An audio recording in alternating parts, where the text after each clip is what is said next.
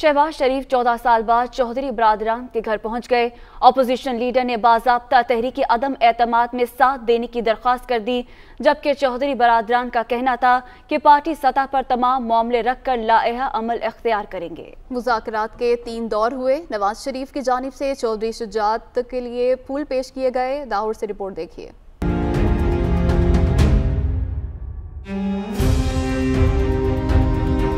में बड़ी सियासी बैठक। सदर मुस्लिम नून शहबाज शरीफ की चौधरी बरादरान की रिहाइश का आमद। 14 साल बाद परवेज लाई और शहबाज शरीफ ने एक दूसरे को गले लगाया। शहबाज शरीफ ने नवाज शरीफ की जानिब से चौधरी शुजात हुसैन की खैरियत दरियाफ्त की, सेहतयाबी के लिए नेक तमन्नाओं का इजहार किया। चौधरी शुजात हुसैन ने मुलाकात में नवाज शरीफ का शुक्रिया भी अदा किया। सरदार एयाज सादक, ख्वाजा साद रफीक, अताउल्लाह तारर, सालिक हुसैन और शाफी हुसैन भी शरीक हुए।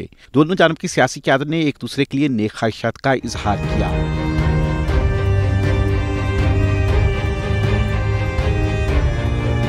सदर मुस्लिम नून का कहना था कि मुल्क नाजुक हालात से गुजर रहा है, नाहिल हुकूमत का इत्तेहादी साथ छोड़ दें। अपोजिशन हुकूमत को घर भेजने पर मुत्तफिक है, अदम एतमाद लाने का फैसला किया है, साथ दिया जाए।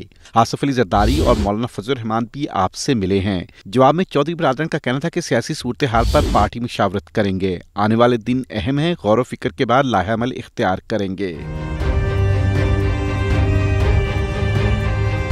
शहबाज शरीफ और चौधरी बरादरान की मुलाकात के 3 दौर हुए। पहले दौर में दोनों जानब की क़यादत शरीक हुई। दूसरे दौर में शहबाज शरीफ, चौधरी शुजात हुसैन और परवेज लाई शरीक हुए, जबकि तीसरे दौर में चौधरी बरादरान और शहबाज शरीफ के साथ साथ ख्वाजा साद रफीक, सरदार एयाज सादक और राना तनवीर को भी शरीक किया गया। दोनों जानब की क़यादत ने 1.5 घंटे से ज़ायद मुलाकात की।